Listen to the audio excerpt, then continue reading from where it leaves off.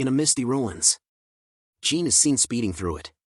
Until something catches his eyes. He sees two demons and dashes to them. Appearing behind one of them in an instant, he whacks and strikes them hard. Raising his leg high, striking down hard on the demon. Jean had finished patrolling the area, but only saw two two-fin demons in the area. He looks up, sad that the children were not here. Staring at the sky, he believes they should find them before nightfall. But an intense red pillar of power appeared behind him. Waves of power were seen moving through the air. He covers his face, wondering what the hell it was. Seeing the source of the pillar, he realizes that the children were over there. Back in the cave, Ong in demon form descends in front of the weak demon. Fins began to grow back on his feet. He stands in front of the demon as it calls on its king. The eight-fin demon could not believe that the sky was as dark as before when it makes its return. It tells the demon to answer its question from when he vanished. The eight-fin wonders if the five demon lords were still alive. The demon bows down, telling the eight-fin that the five demon lords are still alive, and their positions have not changed. The eight-fin remarked that they were still living peacefully with one another. But begins to laugh out loud, unleashing a powerful aura. The eight-fin strikes the air, saying that the five demon lords have forgotten what they did to him. The eight-fin explained that he chose Ong to be his container as he was the strongest, but never thought the body would be so weak now. And that this was its last consciousness and was wasted in this situation, and if it wanted to appear again, it will only be at the time of its awakening. It trembles as it touches its throat, thinking that Ong was testing its patience, and that it needed Ong to slowly awaken and understand the Fin memories. The demon asks the king if the Fin memories were the same ones they used. And the king explains to it that its race was unique and with Fin memories, they stood above all demons. And that Ong, unlike other demons, just needs to devour demons of higher levels to promote. The king tells the demon that this was the gift it gave to Ong. The demon raises up, shouting that it would do everything to support the king, willing to give up its right and left arm. But the king slices it into pieces, saying it was not worth to do so, and that its only worth was to awaken Aang's first Fin memory. The king tells Ong it has prepared the first step, and to not disappoint the king in the future, as it needs Ong to awaken to the eighth Fin. As the king slowly disappears from Aang's body, Ong falls as the king tells it that when the time comes, as Aang's core absorbs the demon memories, that the king will awaken once more from its slumber. The core and the demon blood mix together, allowing for Ong and the king to become one. Ong recalls a memory of a soldier dying in front of him, calling him the strongest king. The soldier tells Ong he doesn't want to die. Ong tells him he won't as he reaches out to him. The soldier grabs Aang's hand hard, as his face turns into an undead, telling Ong why he was the only one still alive.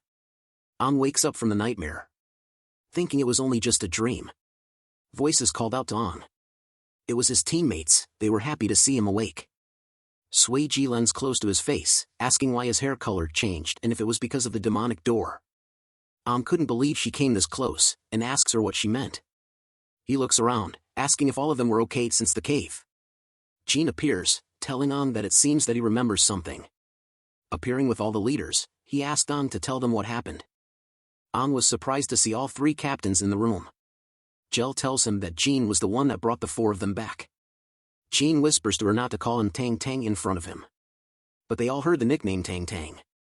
Joel tells them they found them outside the cave, that they were unconscious, and that no demon was found, making it easy for them to bring them back safely. Jel tells Ong that he was the only one that experienced changes, showing him a mirror. Ong stares at this reflection, wondering why his hair changed. He thinks about what he should tell them about the cave and his reincarnation, but decides not to say. He tells them that he just woke up vaguely, and now wakes up in the hospital. Jean remains silent, thinking back to the blood he found in the cave, wondering what caused it. Joel sits beside Ong, telling him he saw his results, and that his foundation was weak, but when fighting demons, he seemed very calm. He looks at Ong, asking if he had fought demons before. Ong tells him he didn't and only studies hard about fighting demons. Jel is impressed by him for being a bookworm, saying that many people should be like that. But Ong remembers about his test results, asking them what they were. Sui Ji appears again, telling him that he passed and they were still a team. His team tells him that Jean had made them a team, making it fate. Sidhu tells Ong that they have fallen behind the other teams, surprising Ong. Jean tells Ong that he was asleep for 3 days, and that his team had 0 points now. Ong screams out that he couldn't believe that he was in a coma for 3 days. The team wears their armor and prepares. The crowd in the city all look curious about the Aang's new team with Captain Jean. Jean begins to inform the team of the rules, and that they have officially become warriors, and congratulates them for returning from the one-fin demon safely.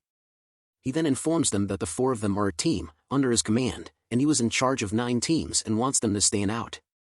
Aang raises his hand, asking how they could stand out. Sidhu turns away from him, asks they were currently ranked last. Jean explains to them that they had a point system, to stimulate healthy competition through point rankings to improve teams.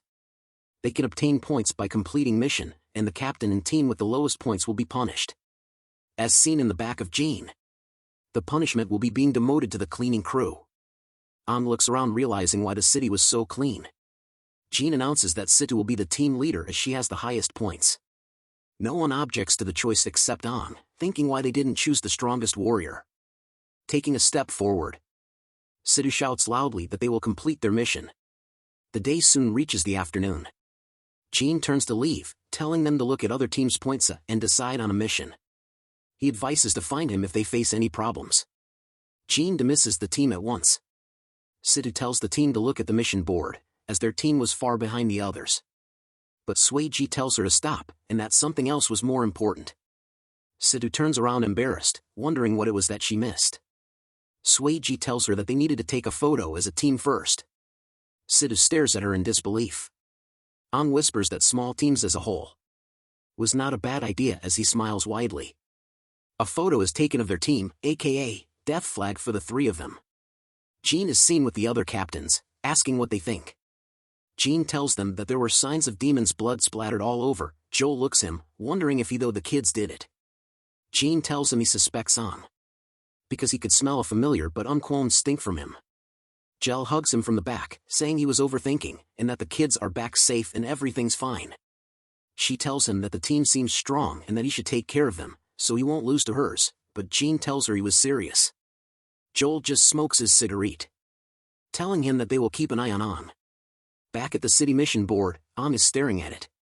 He was happy that there were 3 A-rank missions and they could earn 10 points with each. But Suiji and Snow tells him that a rank mission were difficult as Sidhu remains silent. He explains to Aang that, even though A ranks give more points, they result in more casualties than C and C rank missions. Aang tells him he understands, and tells him that if that's the case, as all the mission are taken of the board, he and Sidhu tells the team that they should take it all. The team is now seen running through the jungle. Aang presses onto his red core on his chest, causing it to activate and spread out a gold machinery. He looks back, seeing wings on his back, amazed that this was Nano Wing. It allows him to quickly dash past the others towards a huge boulder, and slams against it once he arrives. Aang looks at his hand, imaging the Nano Wing disintegrating and changing into a weapon. A dagger soon formed in his hands from the Nano Wing. He holds it tightly in his handle, amazed that this was nano equipment, and that technology had truly evolved in the past 60 years. The rest of the group arrives at the boulder. Sidhu asks them if they were ready, and they all respond with a yes.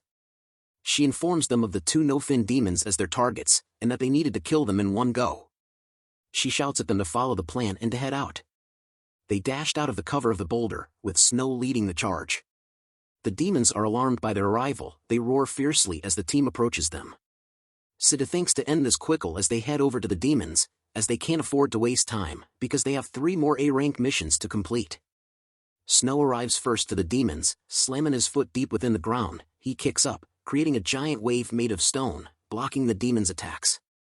But the demons are confused, as Snow and the team had disappeared from in front of them. This was according to Sidhu's plan, as Aang and Tomo were the ones to incapacitate them. Aang and Tomo appears from both sides of the demons.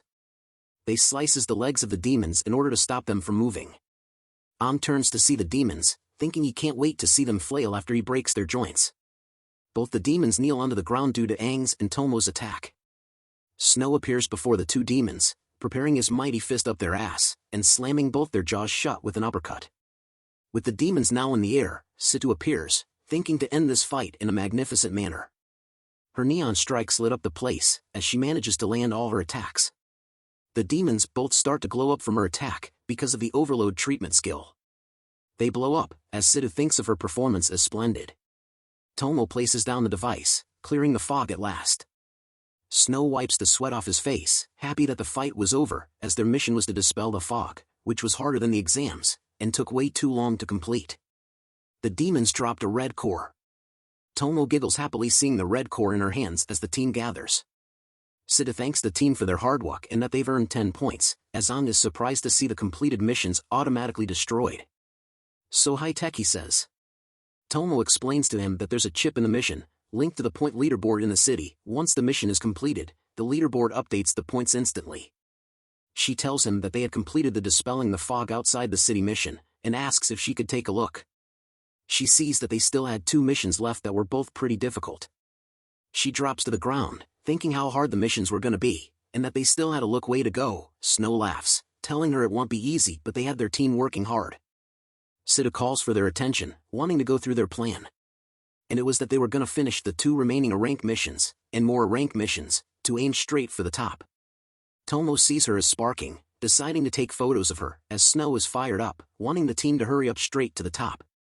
Snow calls out to brother Ang, asking what he thought of the plan, but Ang tells him to just call him Ang, no brother, as they were comrades.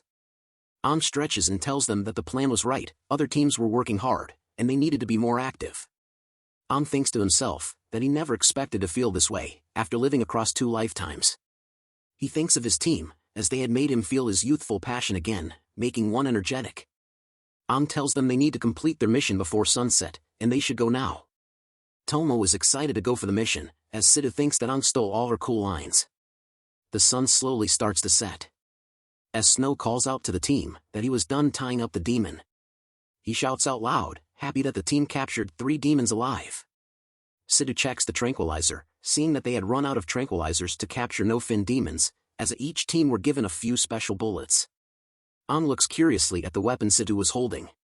Sita couldn't believe that Ang needed another explanation, so she tells him that it was called Demon Tranquilizer Gun, created from nanoparticles, but was harder to create and using it was far too complex. Ang then inspects the demons they captured, curious to see that demons could be captured using tranquilizers.